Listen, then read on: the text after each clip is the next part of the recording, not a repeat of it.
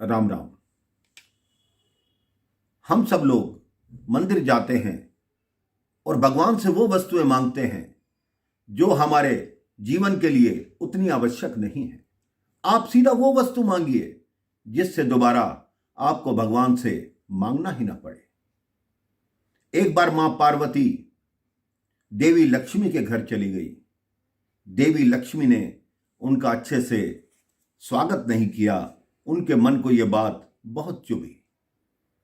देवी लक्ष्मी ने कहा, आजकल कहां रह रही हो, शमशान में या कैलाश पर? देवी पार्वती ने कहा, यह महलों में रहती है, इसलिए मुझे यह सुना रही है। देवी पार्वती रुष्ट होकर कैलाश पर आ गई। भगवान शिव ने कहा, क्या कारण है, आज तुम बहुत उदास हो, क्या हुआ है, क्या बात है? तो देवी पार्वती ने कहा, कोई बात नहीं, पहले मुझे रहने के लिए एक सुंदर महल चाहिए। भगवान शिव ने कहा, हमारी किस्मत में महल कहां, हमारा निवास यही ठीक है। देवी पार्वती ने कहा, नहीं, मुझे महल चाहिए।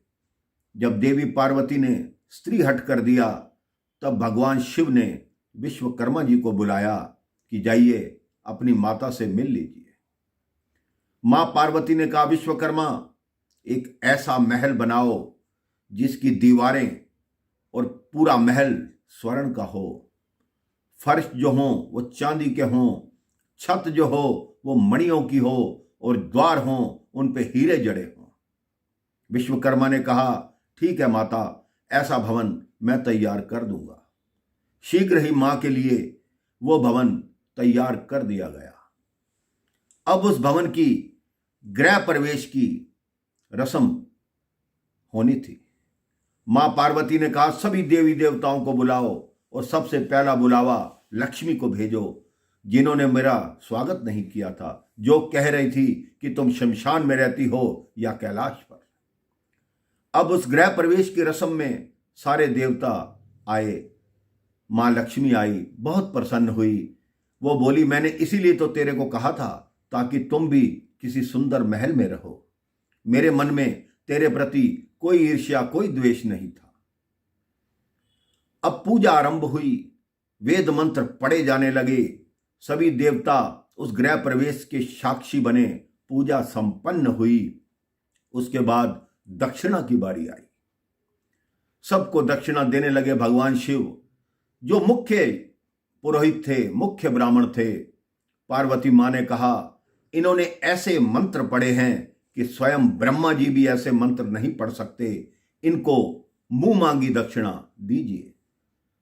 भगवान शिव ने एक बार उस पुरोहित की तरफ देखा, एक बार मां पार्वती की तरफ देखा। कहते, मांगो, क्या मांगते हो? तो उस ब्राह्मण ने क्या मांगा कि देना चाहते हो तो मेरी मेहनतों का बस इतना फल दे दो, बनाया है जो तुमने मुझको यही महल दे दो।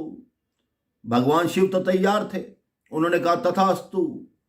जैसे ही चलने लगे, मां पार्वती कह रही है, ठहरो, आपने कुछ दिया, कुछ मैं भी तो देकर जाऊं। कितने सपने देखकर मैंने ये महल बनाया था, तुमने वो महल ले लिया, लेकिन जिस इच्छा से तुमने महल ले लिया है, इसी महल के अंदर तुम्हारा पूरा वंश समाप्त होगा। यह मेरा कथन है और मेरा कथन कभी झूठा नहीं होता। आप जानते हैं कि वो ब्राह्मण कौन थे? वो ब्राह्मण थे रावण के पिता मुनि विशर्वा। वो जो महल था वही लंका थी। और आप सबको ज्ञात है कि लंका में कैसे विशर्वा के पूरे वंश का नाश हुआ, केवल विभीषण को छोड़कर, क्योंकि विभीषण राम भक्त था। इसलिए आप भी राम भक्त बनिए, राम राम कहिए, जय श्री राम कहिए। राम राम, जय श्री राम।